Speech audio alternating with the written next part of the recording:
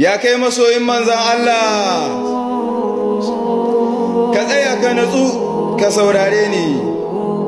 Bayan ka saurare ni, ka yi liking, ka yi comment, sannan ka yi following, kuma ka yi share.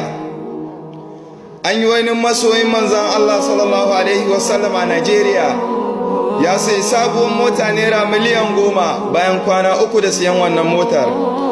Ya fita ya je unguwa, ya dawo, wani mai keke napep ya zo ya buga masa a danjar gaba ta dama ta fashe. Masoyin manzan Allah nan sallallahu alaihi wasallam yana fitowa cikin mota ran shabace, sai mai keke napep din nan ya ce, dan daraja annabi bawan Allah kai hakuri, na yi maka banna. Wannan mai mota ya dauki da motar da makullin motar ya ce, in dai daraja annabi ne ka dauka, na baka ka tafi baki daya. To ina so dan Allah kai liking, kai following, kuma kai shiya. Daraja annabi Muhammad Rasulullahi.